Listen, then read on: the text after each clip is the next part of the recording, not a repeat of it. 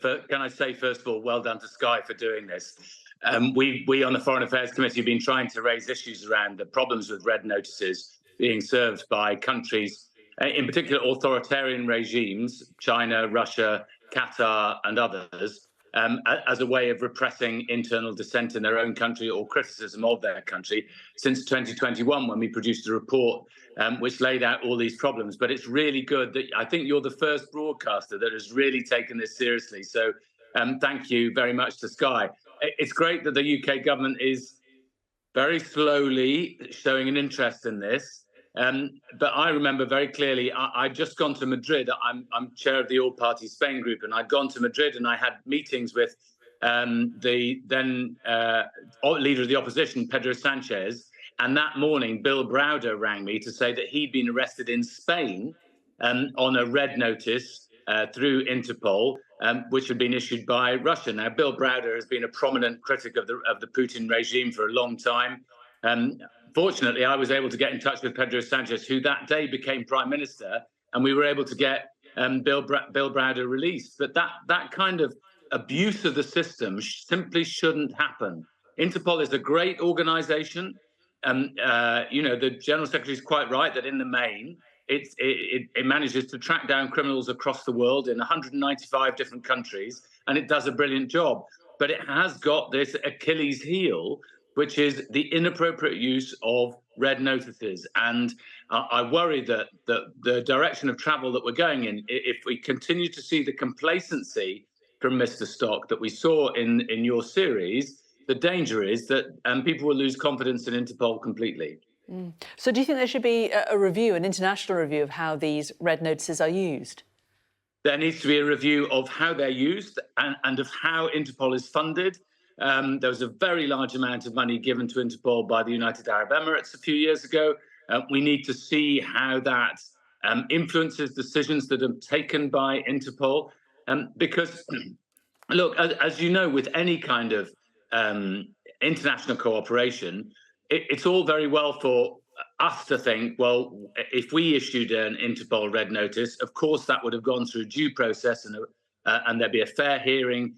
And the police would not be operating, and the prosecuting authorities would not be operating in a malicious way. But we don't have that guarantee in some other countries around the world where human rights are not defended.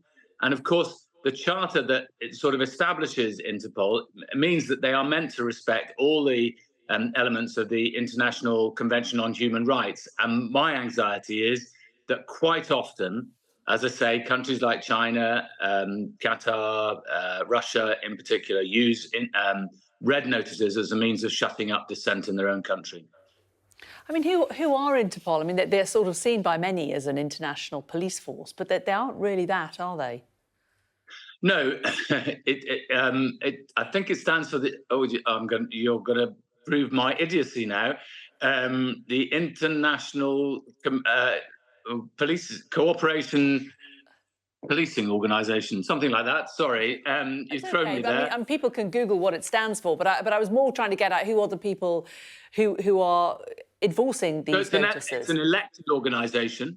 The leadership is elected through the usual international processes, and that's why we wrote our document in 2021, because we were anxious about who is being proposed to be the new General Secretary and who's going to be in charge of the organisation.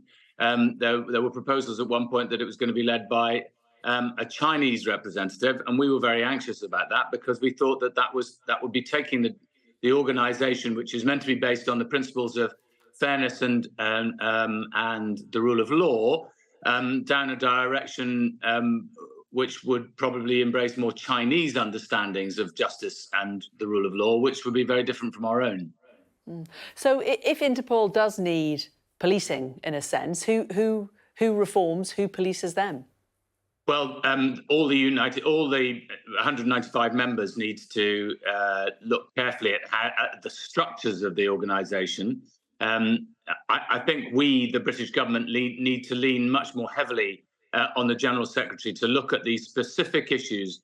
It's not good enough to say, I'm not going to look at specific instances, because it's the specific instances that prove the problem with the way the system's working. And then, of course, the United Nations has a significant role to play in ensuring that Interpol operates in a way that upholds the United Nations Convention on Human Rights. OK, Chris Bryant, good to talk to you on this. Thanks very much. Thank you.